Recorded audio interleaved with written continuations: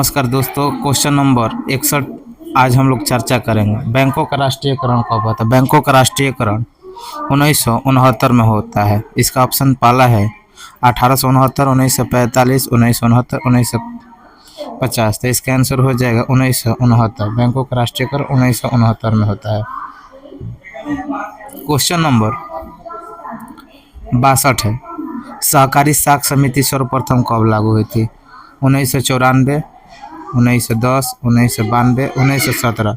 सहकारी साख समिति 4 में स्टार्ट हुई और लागू हो गई थी 1910 में।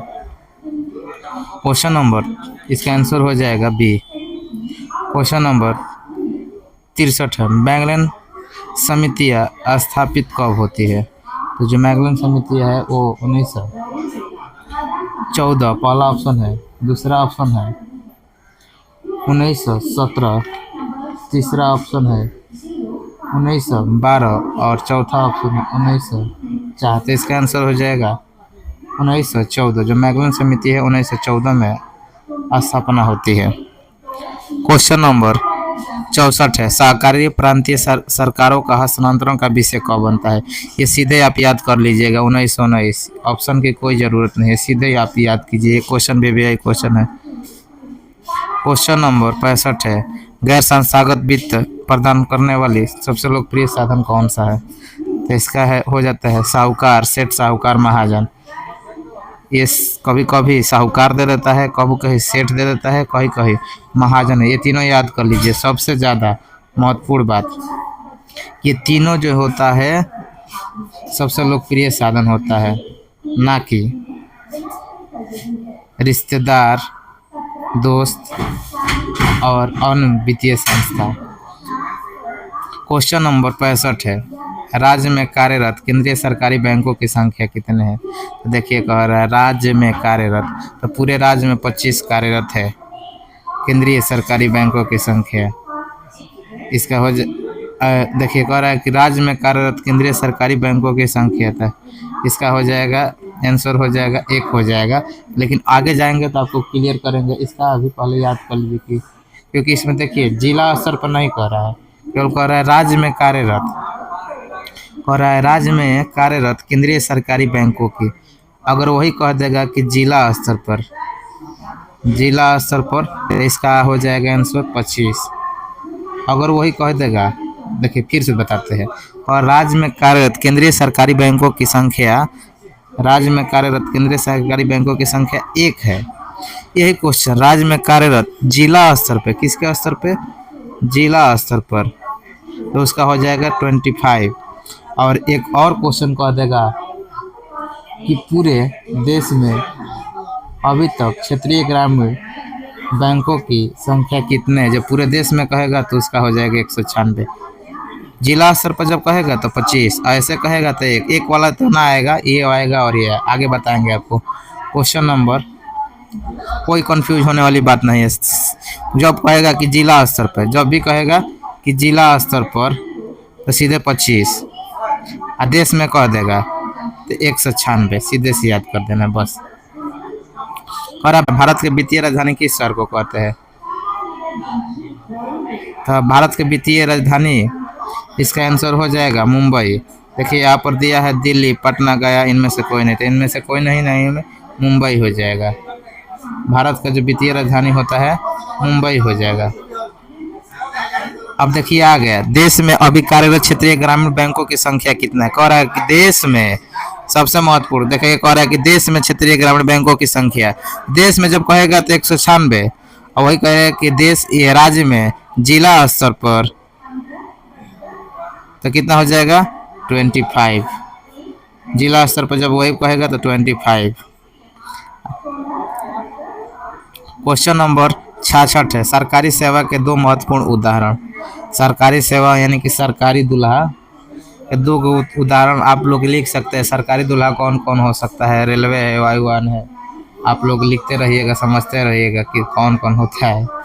इसके बाद गैर सरकारी के 3 महत्वपूर्ण गैर सरकारी जो दुल्हा होता है वो आप याद कर लीजिएगा। यातायात, NGO, मॉल, दूरसंचार, टेलीफोन, ये सब जो होता है प्राइवेट होता है। क्या मानव एक भौतिक पूंजी है? जी नहीं, मानव एक भौतिक पूंजी नहीं है, मानवीय पूंजी है। क्वेश्चन नंबर 70 है, जवाहर रोजगार योजना कब लागू किया गया था? तो जवाहर रोजगार योजना लागू किया गया था, ऑप्शन है 1980, 1982, 1987, 1989। जवाहर रोजगार योजना लागू हुआ था 1989 में हुआ था। तो इसका ऑप्शन हो जाएगा डी, ऑप्शन डी हो जाएगा।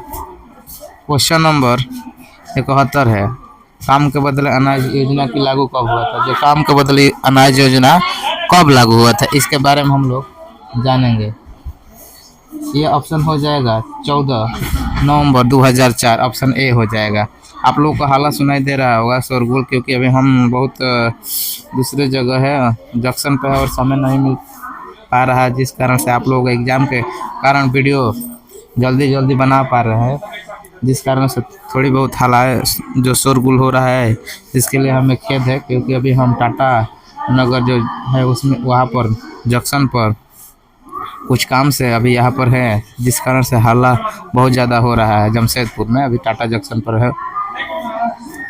क्वेश्चन नंबर 72 है कि वित्त के मुख्य स्रोत कौन कौन से होता है? वित्त के मुख्य स्रोत होता है सरकारी, बैंक, बीमा, वित्तीय क्षेत्र, ये सब वित्त के मुख्य स्रोत है। क्वेश्चन नंबर 73 है, ऊर्जा के मुख्य स्रोत कौन कौन सा होता है? ऊर्जा का मुख्य स्रोत होता है कोयला, विद्युत, rail, gas, petroleum. Question number 74 है, मानव पूंजी के कितने घटक होते हैं? तो मानव पूंजी के 5 घटक होते हैं, याद कर लीजिएगा। आर्थिक विकास का तीसरा क्षेत्र को सेवा क्षेत्र कहते हैं, ये आप लोग याद कर लीजिएगा। प्राथमिक क्षेत्र, द्वितीय क्षेत्र, तृतीय क्षेत्र, ये सब आर्थिक विकास का तृतीय क्षेत्र को सेवा क्षेत्र कहते हैं। क्वेश्चन नंबर 76 है, नई आर्थिक नीति लागू कब होती है? नई आर्थिक नीति 1991 में लागू होती है, यानी कि ऑप्शन ए हो जाएगा। 77 है, 77 विश्व व्यापार संगठन की स्थापना कब होती है? यानी कि WTO, वर्ल्ड ट्रेड ऑर्गेनाइजेशन की स्थापना 1995 में होती है। ये क्वेश्चन आया जाएगा। इससे पहले जो भी क्वेश्चन था ये वाला, ये भी क्वेश्चन भी आई है। क्वेश्चन नंबर 78 है, नई आर्थिक नीति में कौन कौन शब्द को जोड़ा गया था? नई आर्थिक नीति में 3 शब्द को जोड़ा गया था, लिबरलाइजेशन, प्राइवेटाइजेशन एंड ग्लोबलाइजेशन, उदारीकरण, निजीकरण और वैश्वीकरण। क्वेश्चन नंबर 79 है, वैश्वीकरण के कितने अंग होते हैं? वैश्वीकरण के 5 अंग होते हैं। जो वैश्वीकरण होते हैं उसके 5 अंग होते हैं, याद कर लीजिएगा। और वैश्वीकरण के कितने कारक होते हैं, सबसे महत्वपूर्ण कि वैश्वीकरण के कितने कारक होते हैं। तो कारक 2 होते हैं, और कितने अंग होते हैं? तो वैश्वीकरण के 5 अंग होते हैं, आप लोग याद कर लीजिए। वैश्वीकरण के पहला जो अंग होता है व्यवसाय और व्यापार संबंधी अवरोधों की कमी, दूसरा होता है पूंजी तथा निर्बाध प्रवाह, तीसरा प्रौद्योगिकी का निर्बाध प्रवाह, चौथा है श्रम का निर्बाध प्रवाह, और 5वां है पूंजी का परिवर्तनशीलता। ये वैश्वीकरण के अंग होता है। और वैश्वीकरण का कारक किस चीज़ से वो प्रभावित करता है? Factor responsible for the globalisation, इसका 2 होता है, प्रौद्योगिकी में प्रगति, और दूसरा होता है विदेशी व्यापार तथा विदेशी निवेशों का उदारीकरण। जब आपको क्वेश्चन आंसर बताएंगे, बुक पढ़ाएंगे वो लाइन बाय लाइन, तो उसमें आपको विस्तार से बताएंगे और बता भी दिए हैं कुछ हद तक अपने क्लासों में। तब तक हमारे वीडियो को देखते रहे, धन्यवाद। अच्छा लगे तो अपने दोस्तों के बीच शेयर कीजिए।